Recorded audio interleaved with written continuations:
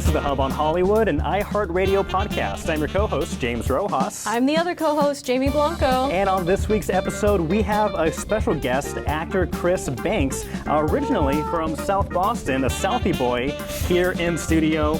He is in the new TV miniseries, Black Rabbit, starring Jason Bateman and Jude Law. Thank you so much for hopping on the podcast. Of course, my pleasure. Thanks for having me. Yeah, not only will we be talking about your career and Black Rabbit, but we're also talking about another contender that I think has entered the chat for best film of the year. One Battle After Another, starring Leonardo DiCaprio. Taylor Swift taking over the box office, whether you love it or hate it. Streaming numbers for Superman, soaring on HBO Max. And you can't spell disaster without AI. Because that's going to be one of our hot topics. That's also taking entering Hollywood. The chat. That's also entering the chat. Yeah. I like that. Well, as you mentioned, Chris, thank you so much for coming on the Hub on Hollywood. My pleasure. Yeah, you met Jamie on set. I'm not sure if we can disclose where. I don't think we can disclose that but yet. you guys have met on a set recently. Yes. That's right. So you are an amazing actor, I discovered. Oh, stop. We talked about kids and your work with children, and come to discover that you are in this miniseries called Black Rabbit that's just come out on Netflix, as we mentioned, starring Jason Bateman and Jude Law. Now, before we dive into that, can we talk a little bit about how you became an actor? Because Absolutely. I think you have sort of an interesting story about how you got there. Absolutely. Don't we all? Don't all actors have interesting stories about how we get here? But I guess I've always known I was an actor. I acted as a 6-7-year-old in school plays and stuff like that. But my mother, single mothers in the 90s in Boston, really didn't have that access to art, really, that we have today. In more neighborhoods than was available in South Boston at the time. So I took a liking to interrupting my classroom by acting out. Yeah. That's how I acted as a kid, was just to literally act out in the middle of a classroom. And then repetitively getting in trouble. I adjusted that and began to work with teachers and teachers actually began to work with me, and eventually, come 6th grade, they gave me a little bit of runway, and I ended up helping to create this activity with a class that we took the 20 vocabulary words every week, and we split ourselves up into groups, and we each took about 4 or 5 words, and we just created a skit once a week for the class. Mm-hmm. So that's how I acted as a kid, and I wrestled on network television. BNN as a kid. You would see me as a child. Breaking my bones on local access television. Yeah. So I've always just had that propensity to just use my body and act out whatever. I do want to credit teachers. Shout out to the teachers out there who are very good at focusing that kind of that not hyperactivity is the word, but the energy, that passion for that. Absolutely. And so kudos to the teachers for doing that, because there's so many people who point back to an elementary school teacher or a high school teacher, and they say, hey, I see this in you, let's focus this, laser it in on something, and it could lead to where you are today. And I thank all the teachers that I had that worked with me, because I gave the teachers before that so much trouble. It's tough. It really is taking unfocused energy and focusing it, and that's really what direction is. As an actor, that's what direction is just taking ideas and focus and redirecting it somewhere else. So I'm grateful to all the teachers that worked with me, but then, as you get to 15, 16, 17, you have to stop doing that. So I stopped acting for a long time, and I was going to go to, I went to Quincy College in UMass Boston, and I took the LSAT, I was going to go to law school, but then I said I could always go to law school theoretically, but I have to try to act for real. I have to try to do something, whatever that even means, act for real. I don't know, but that's really how I've begun on the actual path in the industry. Right, and now you're back and forth between New York and Boston. Talk to us a little bit about what led to you landing this project. I think it was just a culmination of years of constant energy expense where like I moved to New York because I was bored in Boston. I didn't really know. I was kind of rudderless, just spinning my wheels in Boston. And I went to New York when I was 10 years old, a few months after 9/11, and I just remember I fell in love with the city then as a small boy. And I always knew I had to spend some time there. I didn't know how much time there. I didn't know what would happen when I landed there. But I kind of regret starting an acting career in New York because I am from Boston, and the Boston film market exploded at the same time as I moved to New York. But I love New York more than anything in my life. It's given me more than anybody or anything has ever been in my life. So I feel like the universe has just dealt me cards that I have to play with respect and empathy to myself and to the world, because I'm very lucky to be in the position that I am in. I don't know how I've gotten here in a lot of ways. I have no idea how I got on the show. You know, I was on lunch. I was helping put on a show for kids, and I was on my lunch break, and I opened up social media, and that's when the beginning of this process began. So it's just a shock, but it's also it's a good shock, because it's I feel like we're all shocked in the 21st century today, where we don't know anything anymore. But that's also an opportunity to accept the nature of the world that we live in, and the fact that people have access to you that would never have access to you before, and people can connect with you digitally that you would never imagine. Yeah, I think there are pros and cons to now how people audition, because back in the day you'd go in person, you'd drive miles or take buses and taxis and Ubers and whatnot and get to somewhere to audition in person, to be told in 5 minutes, no thank you, and then go back through that kind of like that walk of shame out at the door and stuff. Now, I don't know if it's better. I guess there are pros and cons for doing a lot of auditions on tape now, where you can send it in to a lot of people and they get, feedback instantly. Like, well, how do you find that process? I'm still kind of fighting it. I'm still, like I said earlier about the world that we live in, I'm still fighting a lot of the nature of it, and the self-tape is the biggest part of it, because I love being nervous in a room with other people who are nervous, because I feel like that's just the most accurate representation of being a human, is we're all feeling something at a particular moment, and I like experiencing things together. I don't like the isolation of self-tapes. I don't like the speed of it. I feel like it demeans an actor's capacity and capability, because what if the best actor doesn't have the room to have a full body slate, and a casting director is missing out on the best actor each and every time, because a person just has a small room and you can't see their feet. Yeah. But that's why they're losing it. That's why some actors are losing out on jobs, and I don't think that's fair. No, I think, like you said, like I said, there are pros and cons, and so like that real.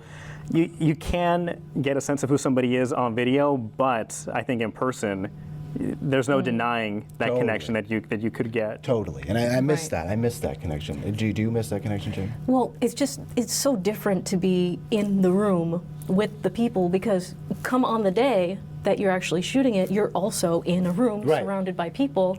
So maybe you can do the performance alone in your room, but surrounded by people, there's a difference there. So, I mean, there's energy I think there. Exactly. So I feel like being immersed, throughout the process is probably the more natural way of doing it. But I'm at the point where I'm still trying to fall in love with the nerves. Copy. Gotcha. Right. Gotcha. I love my nerves. Yeah. But that's a great way of seeing it, of embracing it. Sure. Which kind of leads to my next question. So this character that you play in Black Rabbit, you're a thief, you're a robber, you shake down Jason Bateman there, and you steal his coin collection, you get to shoot a gun. Yes. And you're such a gentle guy. You're such a nice guy. Thank you. But you did an amazing job of embodying this character that's not only trying to rob the guy, but he's also incredulous, I've got a gun, what is wrong with you? I thought you played that really well. Thank you. It was great to watch. But yeah, talk about that process of becoming someone else. Sure. And then we'll talk about Jason Bateman. It's interesting, because it's kind of like I think about the character name was Frail Guy. Okay. So, and I'm pretty slender, but I don't think I'm frail. But you could see me as frail, and.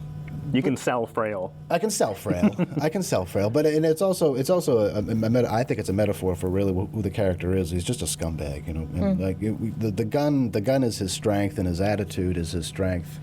but really deep down he's frail, and you don't wield a gun like that unless you're frail. So I basically just drew from, growing up in Southeast, a pretty difficult experience. So, and you grow up around a lot of those local, and I was probably one of them at one point of time, because we all make poor decisions, and I've stolen baseball cards from Stop and Shop, when I was a kid. Shout out Stop and Shop. Sorry. I was busted, so it's like I didn't get away with it. But so that's where I drew from, and it was a pretty easy character to embody. I only had 4 days on set. So it was, and I got to absorb who the character was in a rehearsal day, thankfully, because I needed to knock away my nerves myself, because this was the first union television role I've ever had. And this was shot in New York. This was shot in New York. And yes. so, what do they do? Is it an actual street? They close off blocks or so. Yep. Was Jason Bateman directing at this time, at this episode? I was very fortunate to get one of the episodes that he directed. Yeah, and I met him the day he landed from L.A. The rehearsal day was the first day he was in New York. So he was, and as an actor director, I'm still floored by the amount of work that is. Like Jason was completely engulfed by the second that his feet touched the ground.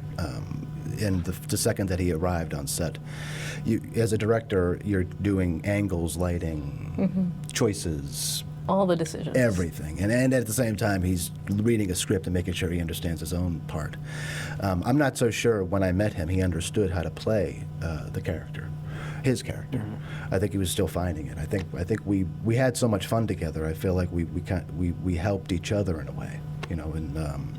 Because I am a gritty dude. I'm from Fifth Street in South Boston. It's not what you see on screen is not fake. It's yeah. And was he involved in the casting of you? Yeah, or was it a casting director and then? No, Jason casts his own projects. I'm sure he uses a casting director sometimes, but he personally sourced a lot of the actors in the project.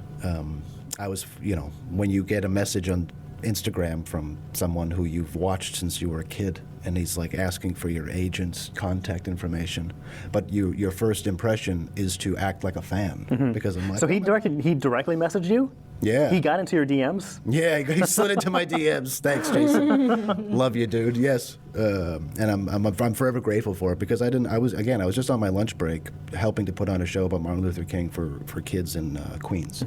So and I was probably eating a bacon, egg, and cheese in the middle of that. Like I thought it was spam when I first read the message, because and then I would think it. If Jason Bateman was asking you for like $100 or like an Apple gift card, then yeah, that might be a scam. Right. But and I didn't even know he had social media, and much less. Little did I know how visionary he is as a director. He knows how to use social media to save himself time, and that's basically what. If I was a director, I'd be doing the same thing. I mean, you may not. I still had to audition for the part, but he found his actors, I think, by just scrolling on Instagram. Wow. Does the discussion of where you came from come into the part of either the direction or the acting? For that role, like if he knew that you were from South Boston, he's like, bring some of that grit up. Yes. Oh yeah. Totally. I think he was. I don't know that he knew where to put me. I think that it just I kind of landed where I landed, and I think it was the most appropriate role for me, because I hadn't had I've done a lot of indie projects, I've done a lot of stage work, I've done a lot of random acting, but never a union credit, and for him to give me that opportunity literally means the world to me, and I made sure he understood that time and time again. Nice. Without annoying him. Exactly. Well, you talked a little bit about that process of finding the characters together. So there was a scene of you guys in the casino, and then the main bit was in the car and in the parking lot. Can you talk about working with Jason and the other actor? Absolutely, Curtis. Curtis Shoemaker.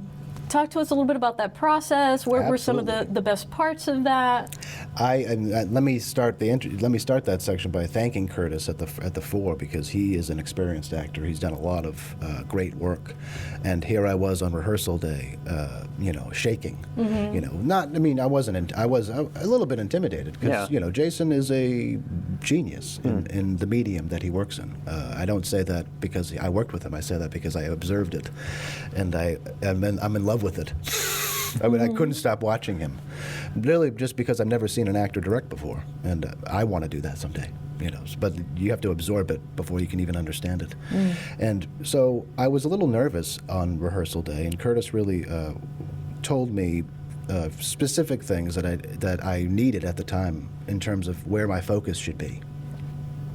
I was a little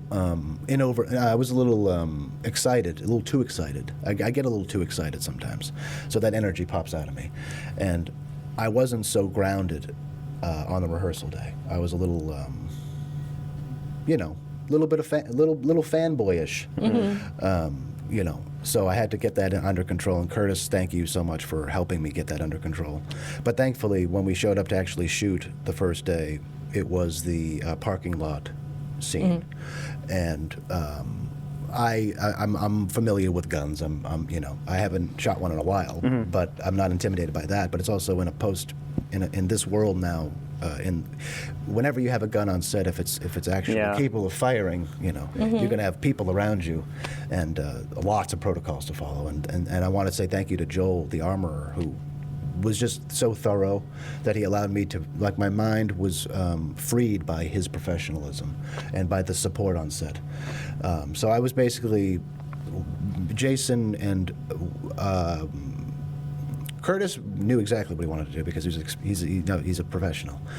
Jason was finding the character still, because I don't think he's ever done anything as gritty as this. And how can you know how to play it unless you get it? Do it. Yeah, and do it. So I think that the first day was very interesting because there was a lot of play, just a lot of figuring out what to do, a lot of ad-libbing. There was a script, but Jason really let me run away with whatever, which is freeing, but also, we did a lot of shots that never, that you don't see, because I had to work through my nerves, and the first few takes were probably just too big, and I act on stage a lot, so sometimes I'm just too big, and the camera doesn't want big, the camera wants real. Yeah. And sometimes I just have to tune into myself, and so that's basically what it was. Like, Jason actually ended up bleeding for real because of the exchange in the car. Oh, wow. And that, with the blood on his elbow, is real. And oh boy. Yeah, and just an interesting experience. Yeah, I mean, it was really, it only looked so good because of the support I had on set, all the people around me. They put me in a great position. You're talking about some of the excitement going into that role. And it kind of reminds you watching Jason, as you said, trying to find his character himself. He was recently on Hot Ones, and he was talking about how he hasn't played this type of character before, where he usually kind of plays the straight guy, the straight arrow, and kind of reacts to the chaos. But in this one, he seems to be most of the chaos. Yes. And then it must have been very fun, as you mentioned, watching him go through his own process, because even an actor who's decades in the industry still has a process of trying to, tweak things to get it right. And so it's a good reminder of, you could be in this for decades, and you're so kind of doing the fundamentals. And you add in directing to that, and it's like that's kind of where my mind was blown. It's like Jason was finding it at the same time as knowing everything else about it, which is like, how do you do that? How do you and that's really why I was in awe half the time, because I just couldn't believe how much work he was doing. Yeah, they're like the air traffic controller. Totally. A million things juggling in the air from every department. The camera, Ari, who operated the camera, was just a super pro. But the way that the whole team worked, it was just so easy to work with them because they were so quick. And I'm quick. Like, Jason's a fast and loose kind of worker. He likes to just kind of get in there and have fun. Me too.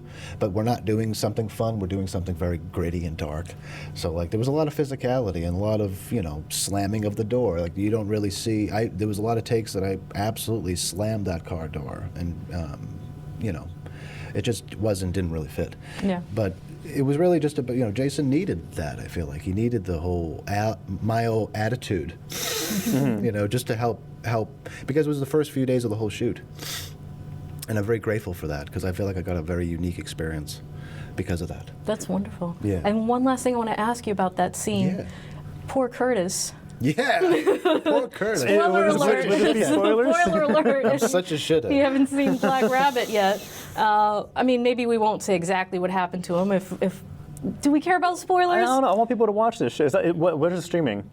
Where's it on? It's on Netflix. On Netflix. So Yeah. I don't know. I kind of want to watch this. So Well, anyways, stunts are cool. Stunts let's are put cool. that. Yes. We'll just say Yes. that. And really, if I could foreshadow that a little bit, it's really just because he puts me in a bad spot. My friend puts me in a bad spot, but then the character reacts in a way that's just not good. So if you want to see that, you should go see Black Rabbit. Yeah, check out Black Rabbit. speaking of friends and family, like what's the reaction been like from folks you know? Oh, it's been interesting.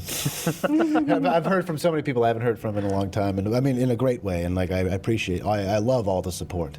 But it's being an actor is a very interesting thing. There's just people. I'm still getting comfortable with actually being an actor. Like I just when people reach out to me.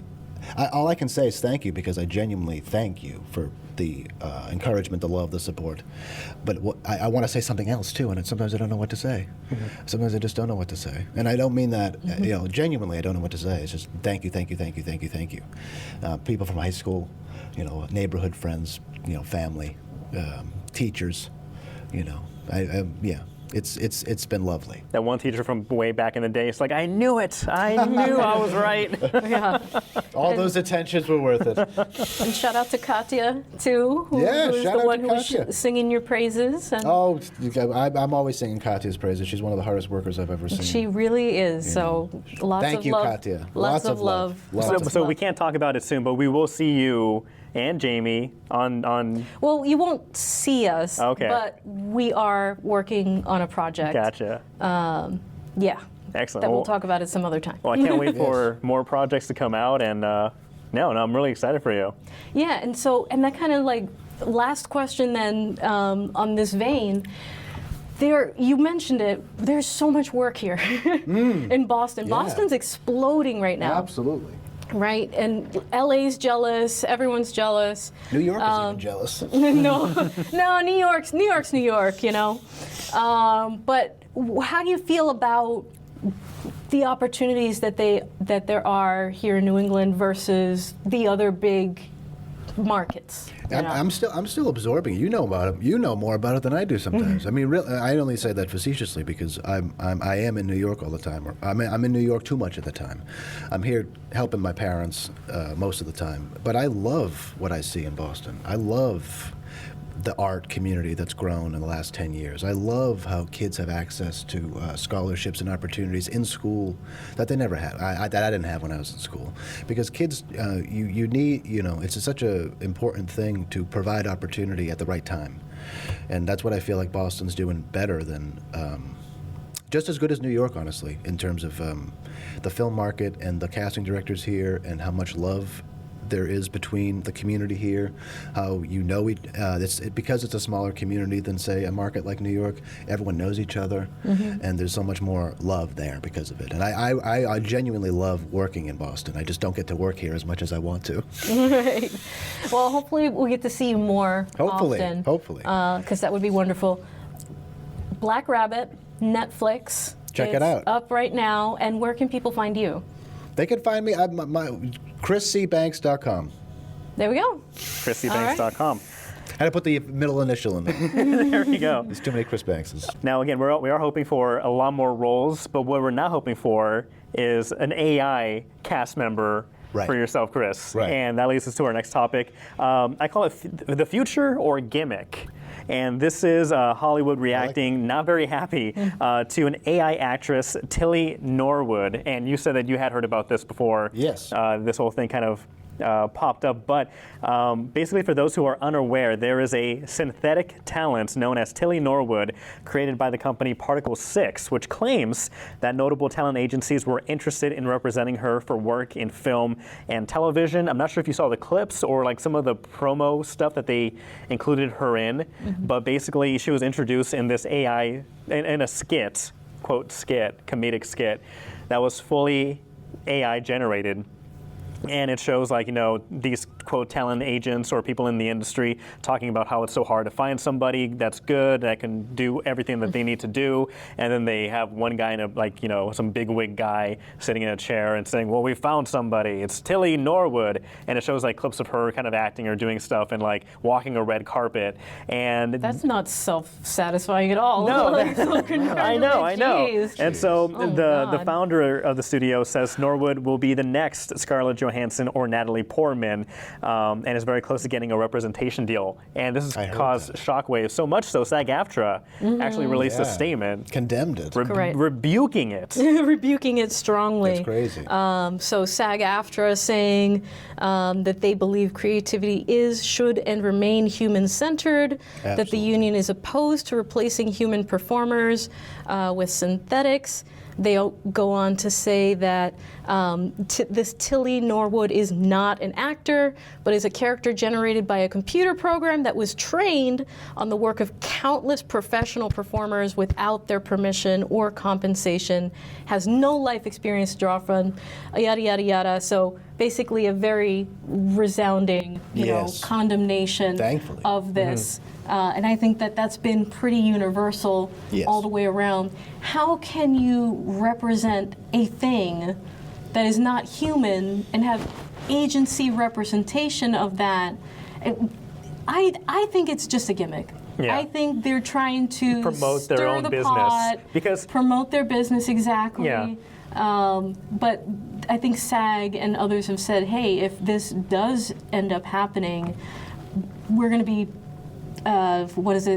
protesting. Lighting buildings on fire. Lighting protests. but like that agent, blacklisting that agent, the agency that would actually pick up a performer that is not a human being. Yeah, the reason why I think this is more a gimmick, more publicity, kind of like they're stirring the pot, trying to create drama, is because the company, they describe themselves as the world's leading AI production studio, and they've been incorporating or making things that like, we can make somebody surfing in a wave, or we can make fish swimming through the water, or a bird or an animal or a bear like on a mountaintop walking through snow. And so I think that's where it's trying to focus on, but I think maybe the character of creating this AI actress is the thing to make publicity, to get them in the news, get them talking and stuff. But it is a big concern because, as we mentioned in a previous episode, we've had actors have their bodies scanned and then being used to like cheer in the background. And so what if you just, instead of not even using actors to cheer in the background or even their scanned versions, you have AI characters plopped in the background, cheering and hooting and hollering and stuff. No bueno. No bueno. So, Chris, have you been digitally scanned? I know a lot of people have. I've refused, but I have. I mean, this is a dangerous conversation because I'm one of the only actors. I was one of the first actors to actually work alongside AI. Tell us about that. Yeah, another project on Netflix called Dirty Pop. It was about the making of In Sync, and. But the difference between Tilly Norwood and what I did with Netflix is that Tilly Norwood is what you said, a synthetic, artificial thing. As a talent agency, how can you represent how is a talent agency? It's like a thing doesn't have any talent, so how can you represent it? But so my project, Dirty Pop, they gave me so much material, so much. Journal. The man who I played was called Ron Perlman. He, the guy who was the manager of NSYNC, not a good guy, kind of a slime ball. But they wanted to bring him back from the dead, because they had audio of his voice, they had his journals, they had all kinds of stuff that pointed to his intent and what he was really all about with his scams. So they gave me all of that for a month to basically study, and then they brought me on set to read, and they basically used my voice and merged it with his voice to recreate him. Wow. That is how I feel like you should use artificial intelligence or artificial technology, whatever you want to call it. Tilly, that whole creating a synthetic performer out of scratch and then training it on copyrighted material and people's hard work I feel like is just theft, but we haven't defined it yet. So here we are accepting theft. Yeah, there was the movie The Brutalist. Remember the whole controversy because people were saying they used AI to dub their voices to change it to like to sound like a certain dialect. And I think we talked about like the pros and cons to that, whether it's a good thing or a bad thing. If it helps to enhance the actor's performance, you could consider it kind of like makeup because you're putting something over the actor's performance and to refine their appearance, to make them look or sound or act like a certain character or person. And so you could argue that using AI to modulate a voice to create closer characteristics to match that character, I think you can argue that that's okay. I can also see an argument against that. Me too. Well, as long as the actor's getting paid. So in your case, it was something you put in the effort, you put in the work, you were there on the set, they used your voice, you were paid for it, you were represented. That all kind of passes the muster. Yes. Let's say. And I did it. I did it right before the SAG struck, like 2-3 years ago. And what did we strike over? That exact thing. That exact thing. And so I was doing right after we wrapped is when we went on strike, and I kind of felt guilty. I mean, not guilty. I needed to understand the technology. Yeah. How do you understand it unless you work with it? But now I see the abuse of it. Like, everybody's abusing it. Everybody's abusing it. But Jason uses a little bit of it in the show too, because it is like a paintbrush. It can help you, but it shouldn't replace anything or create anything. It should enhance something. And which is what doesn't make sense about this performer, or quote unquote, the Tilly Norwood, because in the same breath, they're saying, oh no, we're not actually looking to replace human performers. It's sort of like an artistic tool. But in the same breath, they're saying, this is the next Scarlett Johansson. That's crazy. No, it's not the next Scarlett Johansson. No. Scarlett Johansson is a human being. And she's worked decades. Who's worked decades and worked her ass off, and this is a computer program. There are people who argue that, AI is a tool for people who don't have talent to like auto-tune. Right, exactly. Sure. Right. That's the false use of technology. Right. To get paid and to make money off of talent that they don't have. So just wondering what you think of that. It's true, and that's really why you have to use it very mindfully. And like I'm grateful with my experience. I mean, I was kind of disappointed when I did the project because I thought that there would be at least one reporter that would reach out to the director or me just to get a sense of why you would use AI, just so the director could tell the people that he really didn't use it. He only used it to kind of like fuse my voice with his. And like I'm from Boston, but the guy's from Queens. He picked the voice who sounded most like Lou, and for whatever reason that was me. But that's how I feel like you can use technology to lift, to elevate instead of create or replace. And auto-tune is the same way where it's been abused like so much, and it takes away from a performance. It takes away from an individual's possibility, I feel like, because people hide in that. So don't use technology in that way. But if it can help you, if it can, like I can't speak any other language, but if I am in a moment of time where I need it and I can translate and it can communicate, it can help me communicate, then it actually helps us. So as long as you're using it in a way that helps and doesn't hurt anybody, I feel like it's a good thing. I have a question, James, for you. Do you feel like in the future, when you log into your streaming services, that there will be different categories, that there will be human-made movies, animations, and then purely AI content? I hope. Created. I mean, I hope they classify it. Yeah. I think that I could see that becoming an inevitability, because at the end of the day, they're all in it for making money. Yeah. And if people don't mind watching AI, I'll just call it AI slop. then they'll put it out there. So at the very least, they should categorize it in that way. Maybe before the movie starts, it puts like this movie was fully made or mostly made with AI, artificial intelligence. Proceed with caution.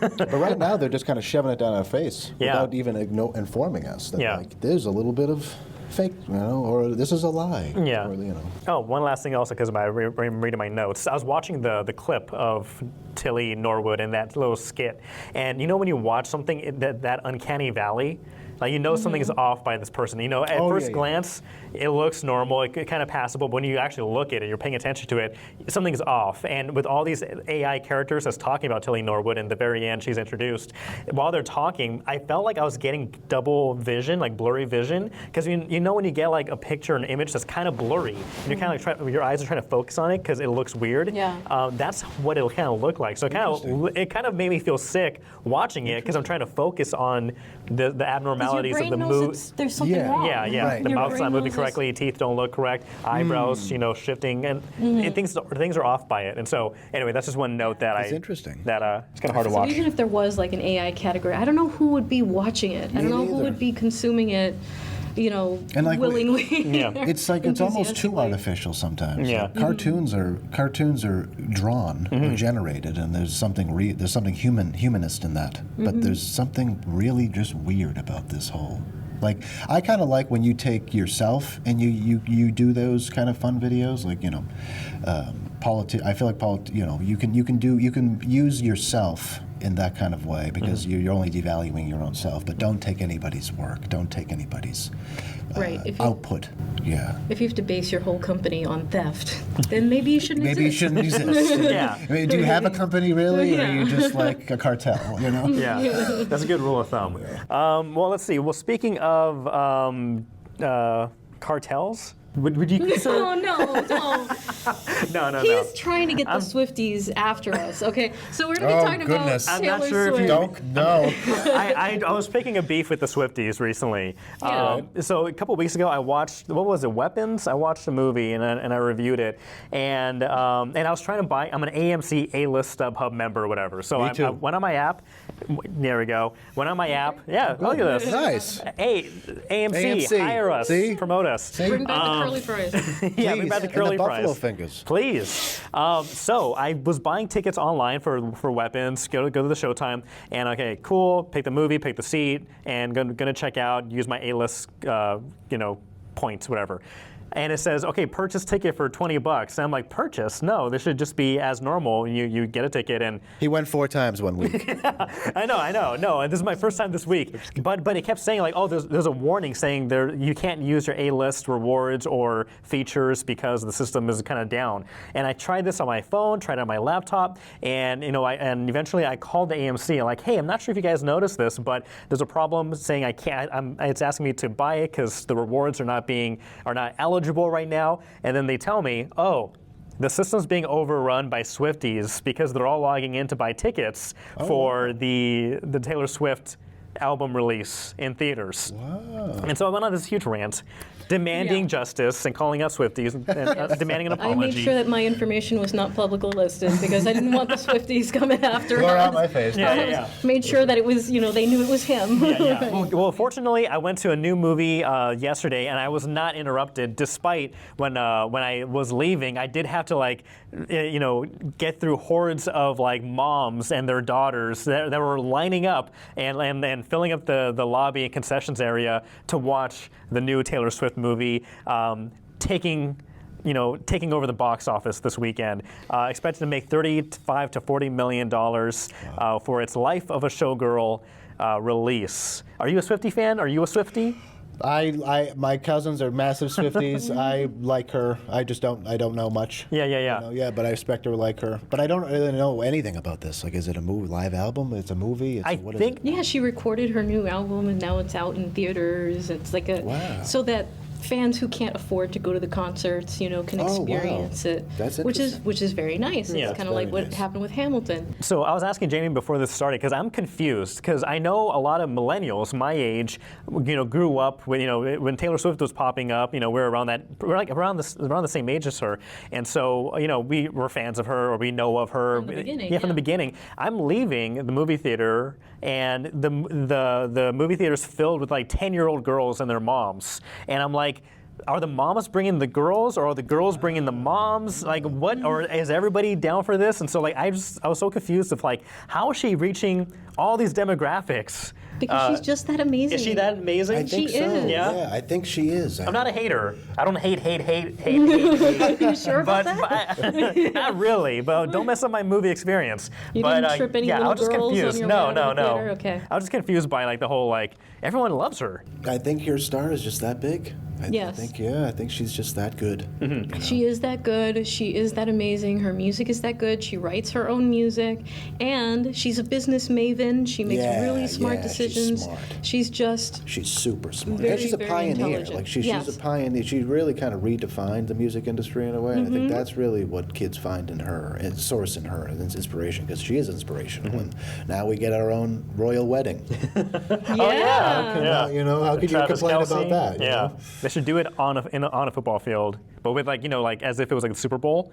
Ooh, they should get married at the Super Bowl. They should get at married at the halftime Super show. Bowl. Just make it a big ass, as big freaking thing as you can possibly make it. And then live stream it to movie theaters, so we can get. That's So one thing. much joy. That's one thing I love. That she has also released a concert. Was it last year or so in theaters? And so it brought millions of people back to the movie theaters who don't normally go. So that I do appreciate.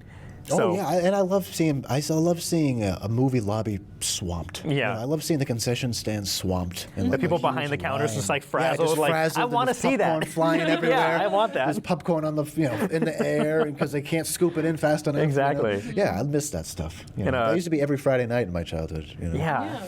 So that's good. I like that. What's also musically. Well, it didn't come out in theaters. K-pop, the Demon Hunters. K-pop Demon Hunters did have a short theatrical release for a week, but now, what are they doing? Oh, you told me. They're having live performances? Yes. At least you know what K-pop is. Yeah, do you know what K-pop is? Do you know because Jamie did a review on the K-pop Demon Hunters movie, Okay. and the soundtrack has been like top of the charts, right, for like ever? For the past like 6-7 weeks? Internationally, too, not just here. But so K-pop Demon Hunters, it's what all the kids love right now, too. Nice, all right. Also on not cool. Netflix. It's exactly what it sounds like. They're K-pop stars who fight demons while singing songs. How can you complain about that? But it actually has a really good plot, and people love it. So it did end up having a short theatrical release, and now the singers behind it, right, the voices behind the trio of Huntrix are going to be doing their first live performance on, is it Jimmy Fallon? Is it? Yeah, on Jimmy the Fallon, Tonight that's right, Show? yeah. On the 10th, I believe. On See, now October 10th. it's coming back to me, yeah. It's all coming Back to me now. Right. But it's really, really cool because one of the singers actually went through the whole, like, the K-pop like boot camp where they teach them how to be they teach them how to be pop stars and stuff like that. She went through it for like 10 years, never got a debut, and is finally like finding fame in this way because she is an incredible singer and an incredible performer. Great. So it's animated characters coming to life. That's all right. Right? Yeah. Not AI. Yeah. But the voices, That's great. the actual voices behind them. So we could, I don't know if they're actually going to dress up like the characters, if they're going to be like in the costumes with the big giant purple hair or whatever. But I'm digging it. I'm excited. My kids I are like excited. the sound of it. Yeah, I like Yeah. the sound of it. How young do they go? Like, how young are the fans? Very all young? ages. My good. daughter's 5, Oh, and good. she Oh, wow. loves it. Nice. Loves it. So. How can you complain about that? No. So if you're a K-pop demon lover, Yeah, right. check it out on Jimmy Fallon on the 10th. Superman Big. I'm not sure if you saw Superman in theaters or recently. Nope. It's on HBO Max right now. I actually rewatched it. I watched it in theaters, rewatched it a couple of days ago, and it's a lovely, lovely movie. If you like the Superman character, like it's very true to the heart, the true heart of the character. Garnered $13 million. I'm sorry, $1 million. I think much more than that. But it garnered 13 million views on HBO Max within its first 10 days of streaming, making it the platform's biggest film launch since Barbie 2023. Wow, really? So, yeah, I know some people were saying it underperformed at the movie theater. I think it did very, very well at the movie theater, and it opened up a new DC universe. So it opened the floodgates for more James Gunn movies down the road. And anyway, so I thought that was a little fun, cool thing that it's seeing even more success on streaming service. I think there have been a few movies like that where they get a new life. Exactly, they really explode on the streaming services. So. I'm kind of shocked about what Black Rabbit's streaming numbers are. Ooh, yeah, tell us. It's like 22 million. I mean, Wow. I think it's Netflix's most watched show ever. Oh, right. Yeah, it's crazy. Excellent. Congratulations. Thank you. If you could play any superhero, Marvel or DC, who would you play? Well, I wouldn't play superhero. I have to do the Joker. Oh, okay. I have to do that. It's always been, I want to do it. Excellent choice. I want to do it. But Heath already did it, so they'll get somebody else to do it. They'll make 20 more movies. They'll make 20 more Jokers. I think If we had enough white Jokers, we probably had enough white Jokers. just throw in a couple of different ones. Cool. It's time for new ones. It's time for another Joker.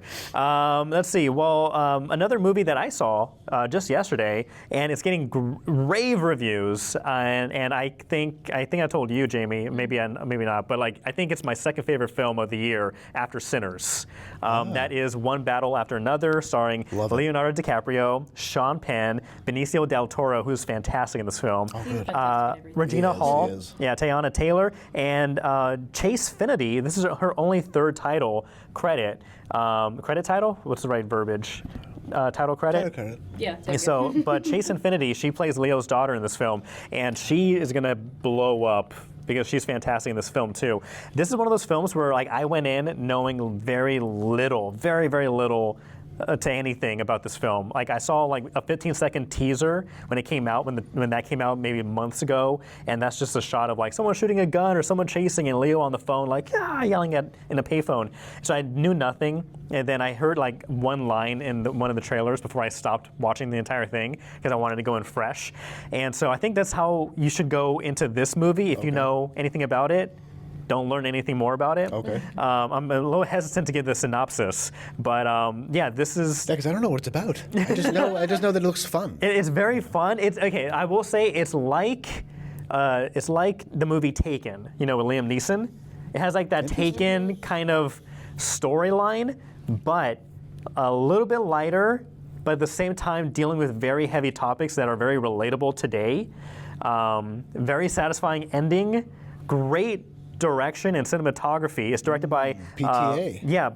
By Paul Thomas Anderson, and there's one sequence in the final third act where it's not a chase scene exactly, but the entire scene, how it's shot, it's mesmerizing, and it keeps you at the edge of your seat the entire 3-minute chase scene. Wow. It's very simple but very impactful. So without giving away any spoilers, I would say go watch One Battle After Another. It's in theaters right now.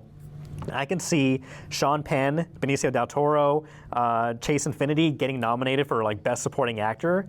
Really good. I can even see Leo getting nominated for Best Actor. Wow. It's a really good film. So again, my second favorite of the year so far.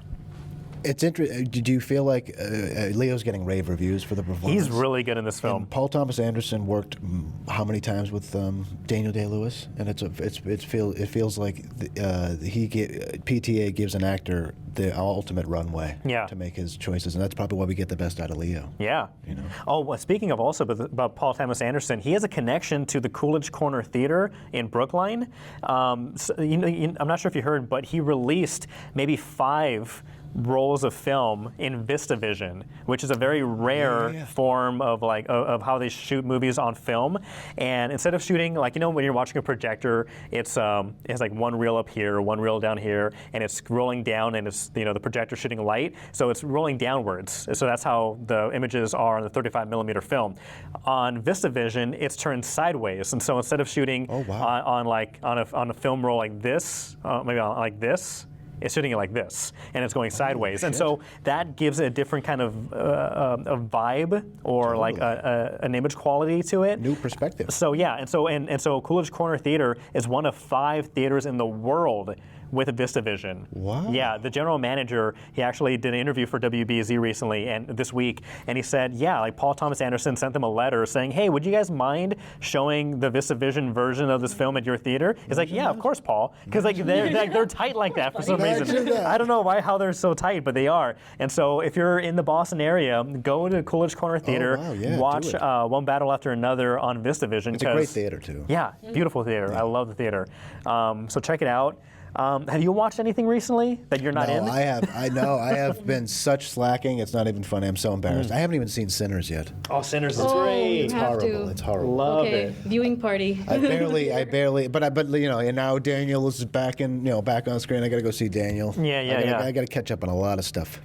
A lot of good stuff. Well, go watch Sinners. Go watch Another Battle After Another. Yeah. Weapons was pretty good. I reviewed that a couple weeks ago. That's the horror film with the missing children who all leave at 2:17 in the morning and nobody knows where they went or why. Oh. It's a A24 film, Josh Brolin. Really good film. Have you watched anything recently? So I'm watching something very silly. It's called Bon Appetit, Your Majesty, The Chef and the King. It's a Korean drama that is also airing on Netflix. Netflix knocking out of the park. I just cancanceled my HBO Max subscription, and then Superman comes out. I know. Dang. I canceled my Netflix, and I just got HBO Max. So, geez, we got to swap passwords. I know. I get down on it. So, but it's a really cute. It's sort of a K-pop romantic drama. Not K-pop, sorry. It's a Korean romantic drama by the numbers. It's got all of the common tropes, but if that's what you love, it's very lovely, and it's what I like to watch. Nice. So it's enjoyable. It's got a great story. It's about a chef from modern times who comes across a magical cookbook, who sends her back into the past, and then she's cooking for the a tale king. as old as time. That's right, fun. Exactly. That's fun. She's cooking for the king, but then she brings all her modern food knowledge, culinary knowledge to amaze their taste buds, and so you learn a lot about cooking and food and how to source food and stuff like that. That's fun. No, I'm too boring. I listen to too many audiobooks, and music and books and music take up most of my time. I'm very selective with what I watch. Again, which isn't bad. But I'm missing out on a lot of good stuff. Well, we can catch up on the movies, but reading is excellent. It's awesome, and I wish we could do more of that. Yeah. So this show, it just ended. And I have a rant prepared for the ending, unfortunately. But I'm going to keep it brief. And maybe not spoilery. I don't mind. Because it just came out. Bon Appetit, Your Majesty. It had its final episode. And everything up until, I think, the very, very last episode is just lovely and wonderful and satisfying. But when you have an ending, right? So they get separated by time. Spoiler alerts, if you want to fast forward to our Cinequote, you can do that right now. She goes back in time, and at the end, she goes forward in time, right? They get separated by time. The cookbook is not working. There's no full moon, right? There's no way for them to reach each other. She falls in love with the king. And so they've each vowed to find each other again over time. And she's back in modern times. She has to learn how to be Michelin star chef again and get back into living without him, and it's very dramatic. It's like, how are they going to get back together? How are they going to find each other? And he just shows up. And he's well dressed, all modern. He's like, I've come to get my chef back, and I'm here for you. And and it's nice, but it's like, how did you get here? He's like, it's a secret. Oh. It's like, none of it is explained.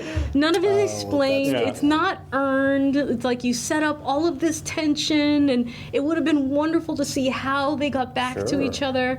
But it's like they ran out of writing. They're just like, and you know what? Happy ending. He's like, there was another magical cookbook under my bed, and I made some peanut butter and.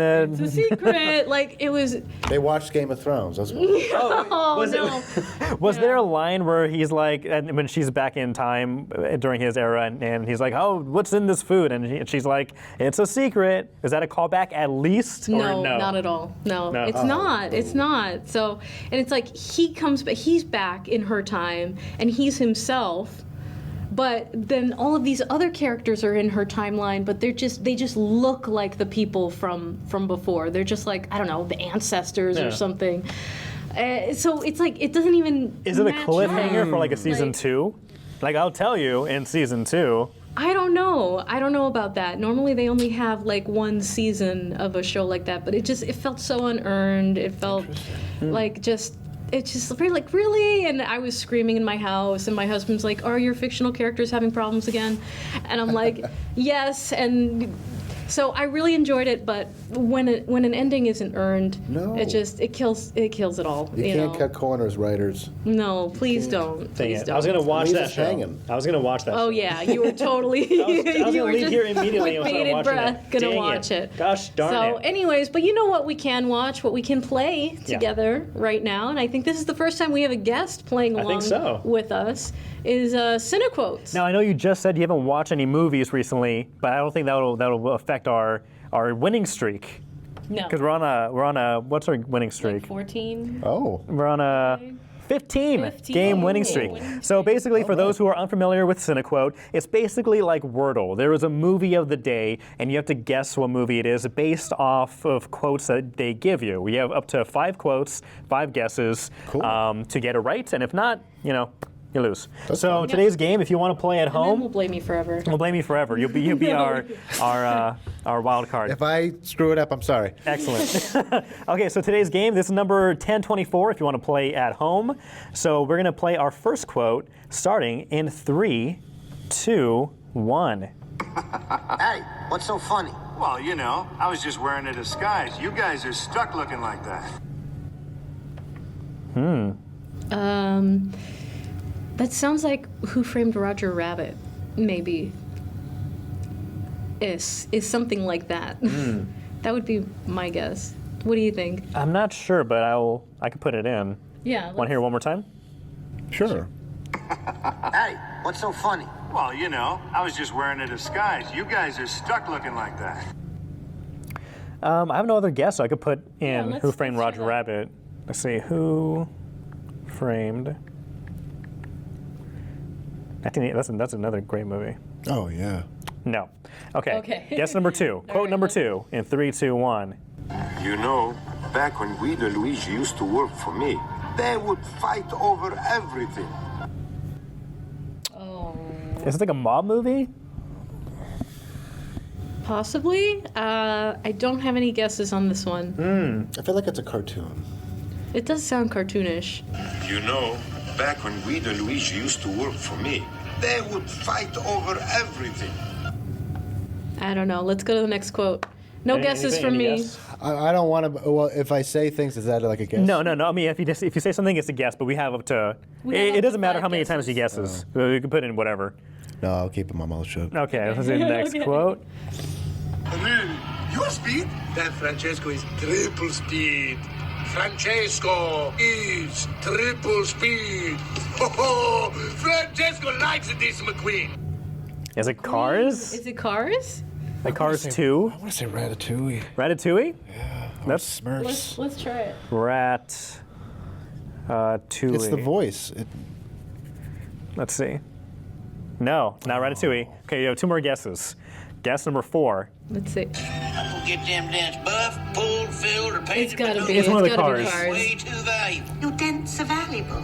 Really? I come by each one of them with my best friend. Yeah. Is it Is like it Cars 1 though? Is Is it Cars 2? There's like Cars 2. There's also like the Mater's Adventure, the one played by Larry the Cable Guy. boy. How about Cars 2 or like All right, let's give it a shot. Let's see.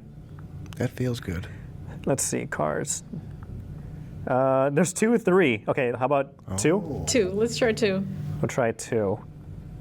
Ah, there it goes. We got it. Right, isn't And a that lot a of nice people, sound? I think most people got it on the 4th vote as well. So you could Yeah. see, 4% got it on the first guess, 4 on the second, and then 7% didn't get it at all. You were right about the animated. Yay. No, good job. Interesting. All right. Well, we'll take that as a win. All Thank you right. so much, Chris, for My joining us on the pleasure. Hub on Hollywood. My pleasure. Thanks for having me. Yeah. Really, Again, Chris, thank you. where folks can find you, where can folks find you? ChrisCBanks.com. ChrisCBanks.com. Watch Black Rabbit on Netflix. Check out Black Rabbit. Yeah, leave your review. What do you think about Black Rabbit? Leave your review of one battle after another. What about K-pop Demon Hunters and also the chef And the Bon Appetit, the Your Bon Appetit? Majesty. Yeah. Comment down below. Thanks so much for watching us. Be sure to like and subscribe if you're listening to us. Where you can listen to us is iHeartRadio, Spotify, Apple Podcasts. Wherever you get your podcasts, follow and share. I think that's everything. For the Hub on Hollywood, I'm James. I'm Jamie. See you next time. Bye. Adios.